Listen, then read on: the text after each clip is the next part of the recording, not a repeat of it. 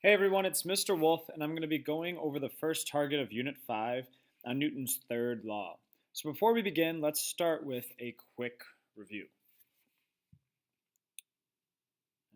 So a force is simply just a push or pull. And force is going to be a vector quantity, and its units are going to be in newtons. So to begin Newton's third law, I want you guys to start off with a demo. So you guys should have these force springs at your table. And I want one person to be person A, and they are going to hold one of the springs. And notice how you're going to kind of hook the springs together. By the way, these measure force in newtons. And then person B is going to hold the other spring. But notice that person B is actually going to try to actively pull the spring from person A. And person A, I just want you to have your hand still where your spring doesn't move at all. Okay?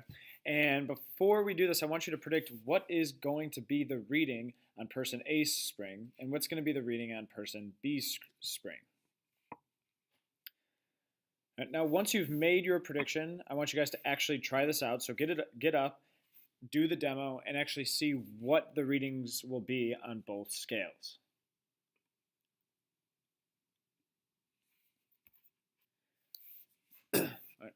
From this demo, hopefully you realized whatever number you got, that they are going to be both equal. So let's just say that from my demo, I got this to be 10 newtons, and I got this to be 10 newtons. And I bet you would originally think that person B would have a greater force because they're pulling more, right? So this actually leads us to Newton's third law, which is every force has an equal and opposite force. Right? And this law could sometimes feel unintuitive like this. So even though this person is pulling this way with the force, it has an opposite force that's also equal. So when we're trying to identify these force pairs, it really helps to draw a diagram like this. So for instance, I'm going to draw the force on person A. So I'm going to say person B is kind of pulling on person A, and person A is pulling on person B, almost as if like this was a rope right here.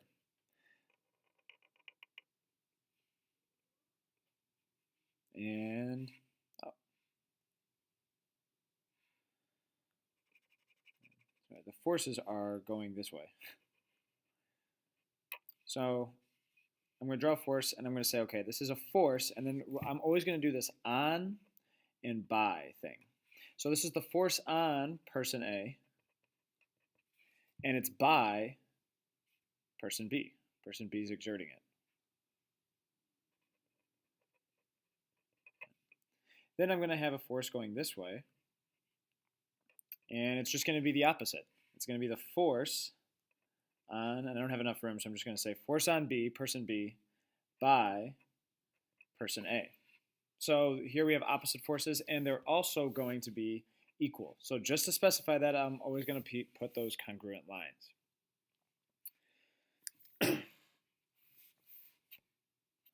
So I'm going to do a couple more examples. So for instance, let's say that I'm just like leaning up against the wall right here.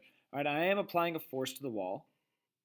So I'm going to say, all right, force on wall by person. And if there is a force, there has to be an equal and opposite force. So there's going to be the force on the person by the wall. And again, they're going to be equal. So I'm going to draw those congruent lines. All right. In this other example, it's very, very clear that the hammer exerts a force on the nail. So I'm going to draw an arrow. I'm going to just draw it going down over here so there's a little bit more room. So this is the force on the nail by the hammer. That one makes sense. But there's always going to be that opposite reaction as well, opposite force. And even though, so notice how these lines kind of look different in terms of length, I could always specify they're equal by drawing that congruent line. But if you think about it, you are like throwing that hammer down to hit the nail, and then all of a sudden your hammer just stops and it makes that sound. So the nail's absolutely applying a force on the hammer as well. So force on hammer by nail. So you'll see it's fairly simple, and it's an easy, simple pattern each time. However, this could be kind of an unintuitive force. Before we kind of try to explain some of the questions you might have on this, what I want you guys to do first is just flip over the page and try those practice problems before we go on.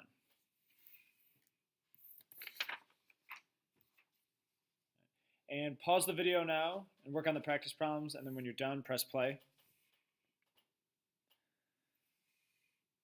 So hopefully you're done with the practice problems. If not, press pause, keep on working on them. If not, let's go over them. So right here is going to be the force of gravity. So the Earth's obviously pulling the moon. That's why the moon pulls it. So that we have the force on the moon by the Earth, but then there's also the force on the Earth by the moon. And so this is actually going to be like why we have tides, right? The moon is exerting a force of gravity on us as well, and they are both equal forces. So let's just say that, and it doesn't have to be an object that is, we don't have to have it like an applied force, something that's very actively pushing something. Here I have these normal forces right here. So I have the force on the book by the desk pushing it up, and then the book is also pressing down on the desk as well. So it's the force on the desk by the book. And over here, I have a person that's jumping in the air. And so it's the force of gravity, so you don't have to be in contact to feel it. So here's the force on you by the Earth. That makes sense. You're plummeting towards the Earth. But believe it or not, it doesn't just have to be when you're jumping. You could be on the ground right now. You are also pulling on the Earth as well. So force on Earth by you. And I know that this one could seem a little unintuitive. We're going to try to explain why this is in a little bit. All right, so let's go to scenario 4. In this case, I have a force on the ground by the tire. That makes sense, right? You hit the pedal, the tire starts spinning. You see all this dust coming up. But because of that, the ground also applies a force on the tire, and this is actually what causes that car to move forward. In a similar situation, when you run, and imagine if you are sprinting and you want to run really fast, I know what I do is I literally try to push on the ground as hard as I can if I'm trying to sprint. And so there's a force on the ground by your foot, and then as a reaction, there's a force on your foot by the ground, and this is what causes you to accelerate forward. Newton's third law is going to be really, really important when it comes to getting things to move in the air. So even though we have electronic cars and everything on the ground, when it comes to propelling rockets into space and everything, we always have to use gas because of Newton's third law. So this is what I mean by this, is that in the rocket there's this explosion that releases gas going this way out of the rocket. So this is the force on the gas by the rocket. And as a result, there's also a force pair, the force on the rocket by the gas, and that propels the rocket upwards.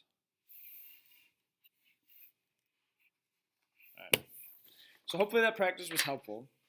Now, like I've said, this target could be very unintuitive in terms of, how are these forces sometimes, how come all these forces are always equal? Sometimes it seems like one object is definitely exerting a greater force than the other. So what I want you guys to do is pause this video and go to my haiku page and watch the video titled Towel Boy. And this is from one of my favorite movies, The Water Boy. So hopefully you watch the video on the Towel Boy, and in terms of which person feels the greatest force, is it the football player or is it the Towel Boy? Well, we know from Newton's first law that every force has an equal and opposite force, and so similar to our spring scales, both of them are going to exert the exact same force. But it absolutely seems like this guy gets the short end of the stick, that this guy definitely, that our Towel Boy experiences the greater force. I mean, he goes flying, right? So it turns out that you're actually not observing the greater force, you're observing something else. You're observing a greater acceleration. So this is what I mean. First, let's just start by drawing our force pair interactions. So we have,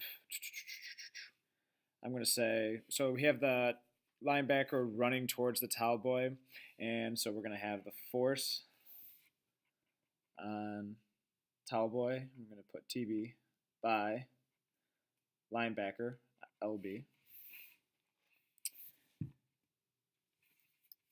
And then if you look at it, the linebacker was running like this, and all of a sudden he does kind of slow down, and he does do the same thing in the video a little bit. So there was a force on the linebacker.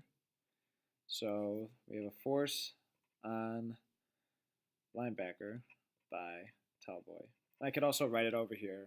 So force on linebacker by Talboy, force on Talboy by linebacker. All right. So how does it seem that the Talboy experiences a greater force? And really quickly remember these are equal and opposite forces. All right, so if the forces are equal, one way that I can visualize this is I could put a box around my force.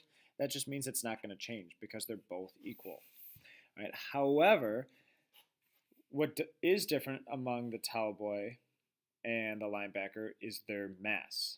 So the linebacker has a much, much bigger mass. So to just help visualize that, I'm going to draw a big M.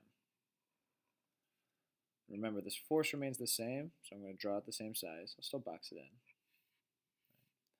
in. And the Talboy has a smaller mass, so I'm going to draw a little m. So now this really just gets to proportional reasoning.